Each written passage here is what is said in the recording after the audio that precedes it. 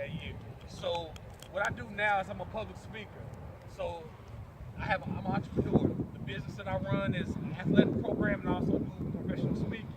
But I always keep Richland close to my heart, man, because this is where I made a change in my life that I was gonna not just be a typical average player, and I was gonna make something of myself. Even though I wasn't the star on the team, even though I wasn't, the number one go-to guy, none of that stuff, I played a major role as far as like when my number was called. And so today I just want to talk to you about, coming out and being prepared and being focused for your game, because I'm looking at the record and sometimes it don't always speak the truth, because that's just the way it is. Sometimes numbers don't always look what they're supposed to look like.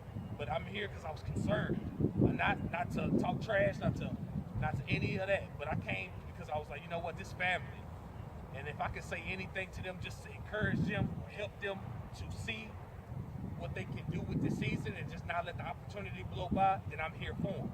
So I asked Coach Simmons, Coach Guy, can I come in and talk? He was like, sure, I'll give you a little bit of time. So I'm not gonna hold you long, but I do got something I want to get off my chest. So if I had to start anywhere, like when I learned the importance of me playing college ball, because I had already went to Western Texas out there in Snyder. I had done that my freshman year, and I had basically got let go off the team because they didn't want to renew my scholarship. When I got my second chance and I came to be a Thunder Duck, my whole approach had to come different. Like I was like, man, I can't go out that way. I struck out. Like I can't go back into college basketball with another opportunity and just throw it out the window, because I got dreams of playing overseas. I got dreams of maybe being in the league. I'm 6'7", and I was a post player, but Kobe, LeBron, all of them, they had, as a guard, they that height. So, they had to come to a realization for me when I got to Richland, like, look, the season's halfway over, and if you don't get it right, then you're just going to be another player from your neighborhood who had an opportunity but didn't make nothing of it. So I'm not telling y'all sitting here like everybody going to the league or all that different things. I'm just saying, like, taking care of business while you got the opportunity. Why it's here before you today. And why you here today is going to look like this. When you walk away from the game, you're going to have to be able to say, I have, or I will have, because of Richland College Baseball.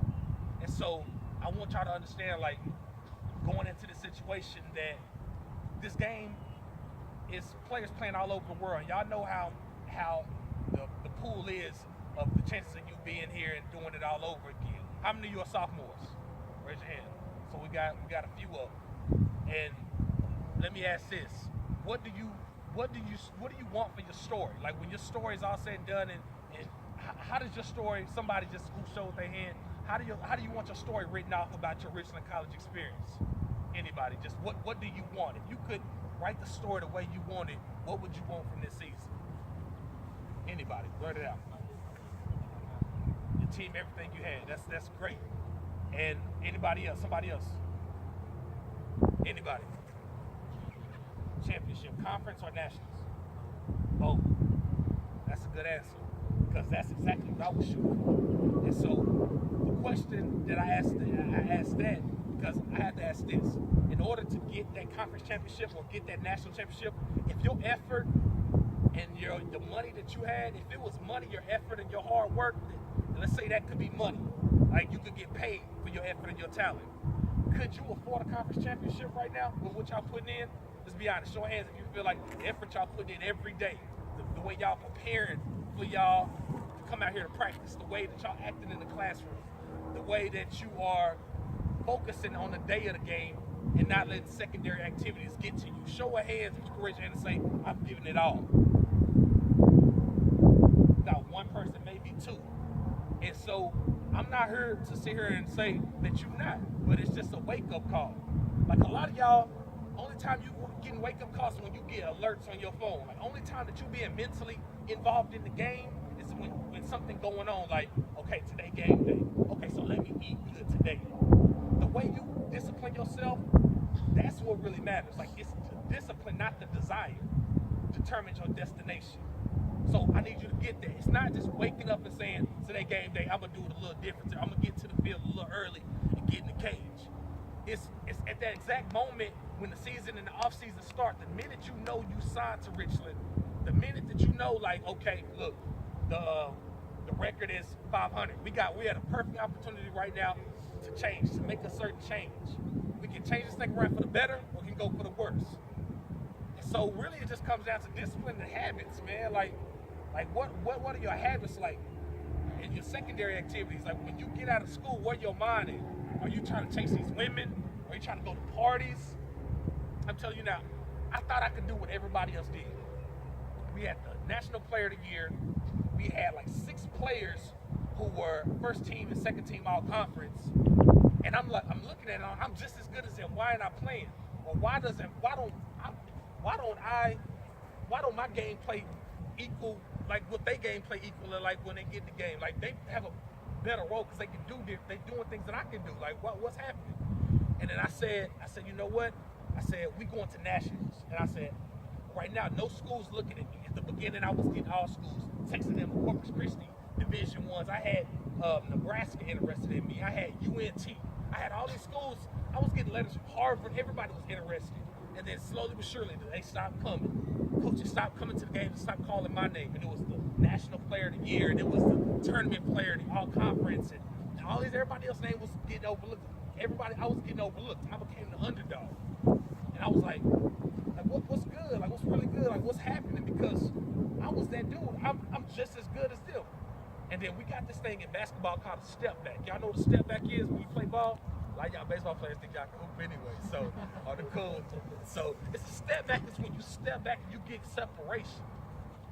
Now, I had to do that in my own life. Somebody spoke to me and said, man, you got to step back and you got to self-assess this thing. I said, you know what? You're right. It's like, you need to check out. They was telling me in a spiritual spot, but I wasn't really on that spiritual at the moment. Like, I was trying to get right, but that's needless to say. What I was saying was, he said, you need to step back and evaluate. So he said, like a step back. And so when I evaluate, I said, you know what? I go to the club all the time, just like them. I hit the weights 5 o'clock in the morning sometime, and I'm just like them. Like, what am I doing different? I'm only doing what coach is telling me to do. What the team, I'm moving just like everybody else. Like, I have no leadership of my own. And so right before we went off, I made a promise to myself that I will make it look a little different. And just a little bit of changing my daily routines, a little bit of waking up on time and hitting the classroom on time and all this. And I tell you, when I made the change, hear me now when I say this, fellas, when I made the change, my world changed for the better.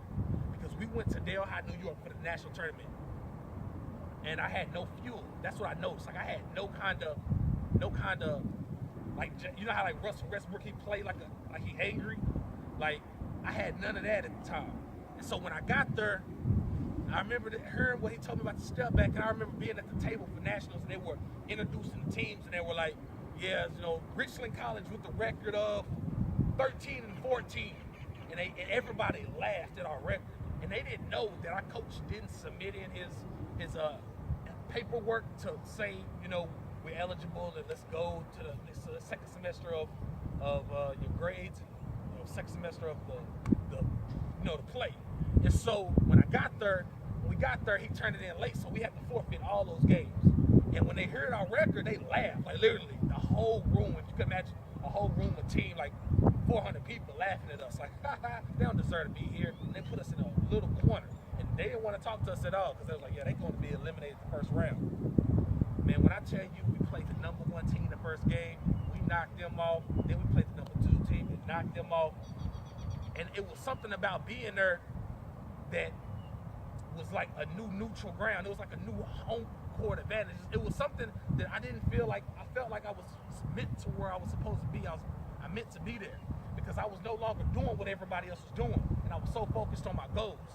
And I got in the game, and the second game, I gave the team 9 straight buckets. Well, I scored 9 straight points and 1 in the first half. And the team was like, "Where's this coming from?" The sports commentators, Bruce Kennedy, a catalyst off the bench, and I got JUCO. I got universities there everywhere. Everybody looking at me, and I'm like, I've been practicing for this all year, like all my career.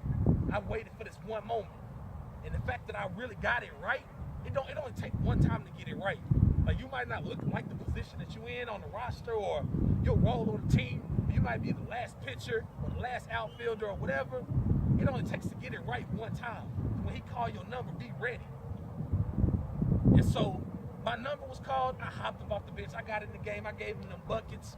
And when I tell you I had schools calling for me again, when I tell you that coach, I became a liking again. He showed me favor again. Everything, and we won the ship and came back home, and I got to work again. You know, I'm back on the schoolwork.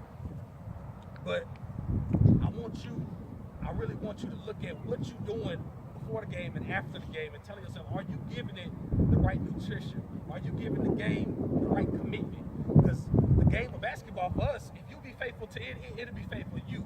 But if you decide you want to cheat, you want to go sleep around with some girls, you want to sleep around with some drink, you want to sleep around not waking up on time to go to class, it's not gonna be good to you. You know what I mean? Y'all feel me? So that's what I'm here to talk about. I'm not necessarily worried about who y'all got tomorrow, because y'all gonna take care of it. Like, I already know this tradition that we got here at Study Ducks, that we take care of business. The coaching is gonna be there, but it's just like, are you gonna live up to it? Are you gonna live up to what y'all already doing? Y'all not wasting. Y'all already working hard. You might as well get a reward for it. You know what I mean? Like, and so push yourself to that next level. I'll tell you this. Are you a baseball player who happens to be a pitcher, who happens to be an outfielder, or just a pitcher who happens to play baseball? You know what I mean? Are you a player that when they call a number, are you ready? And if you are, show that you're ready. Don't talk about it no more. Y'all gotta get on one unit. Y'all gotta come together somehow. And I don't know what that looks like in baseball, but all I know is y'all need to gel and trust one another. And the minute y'all do that, y'all gonna see success. But it's mentally the things that you're ready for. Anybody can do anything, and how you do some things is how you do everything. It's the little things. And so approach the game right now while you're still alive in this thing, while you're still alive in the conference to get ready to go for the tournament and all this stuff. While you're still alive, while you still can get it right, you sophomores, start the lead. And not necessarily talk about it like, hey, follow me, yo, I did this and that. Just lead by example. And sometimes it will take you getting away from certain people in order to do what you want to do. I had to get away from my teammates. They was like, yeah, my nickname was Crazy B back then. They called me Crazy because I was crazy. I used to act real wild and do all this other stuff. And I was like, the minute I got away from them, just for a little bit, not that I'm not a part of the team, but I got a goal I got to get to now. Like, we all here for one reason. But I got to have some side motive, some motivation. I got to have some tackling fuel. You got to have some fuel about yourself. Like, y'all think Jim Morris, the player who played in the movie The Rookie, the dude who played for the Tampa Bay, y'all think he just woke up one day and said, I'm going to just throw the ball around and that's it? No, it happened to be his team challenged him, his team as a coach, and he went out there and he performed. He made a commitment. What he was doing was bigger than him. It wasn't about him getting his numbers. I looked at y'all bad numbers. Y'all not afraid to swing. I see that now. Like, y'all like to, maybe bombs, whatever the case may be, but y'all aggressive at the bat. I like that. I see that from the numbers. But just when I say that, whatever that means to you, as in baseball, just be smart at what you hit. You know what I mean? And the same way you're swinging for these goals, make sure you hit what you're supposed to hit. And I'm coming to a close.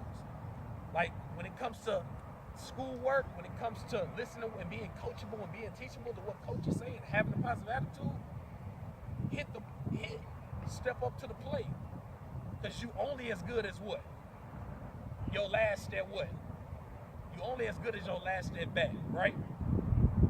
My 4-year experience, it didn't go exactly the way I wanted because I lost some of this teaching. I lost some of this discipline in what I was at Richland.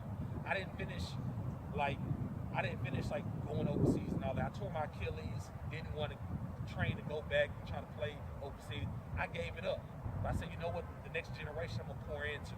I said, my business, now being an entrepreneur and trying to make money, I said, now I'm going to treat my entrepreneurship like I'm a player. I'm going to treat my entrepreneurship like I'm a coach or like this is my new sport. So but the thing I did do is I graduated. We had so many players just wanting to make it.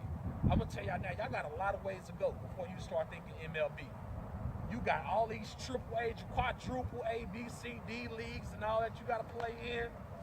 Like, I would just take care of the first mission at hand. That's making a task every day before you go to bed. I'm going to get up, I'm going to get to the cage. Wake up, I'm going to get with my boy, we're going to knock out these push-ups so I won't throw my arm out of place. I'm going to wake up and learn how to be comfortable sliding. I'm going to wake up and all these different things. If you task these days off and you put it together monthly and y'all keep each other accountable, that's how you produce wins. That's how you get results. So it's time to get results, fellas. Y'all not doing this for no reason. So that's all I got. I appreciate you. Thank you.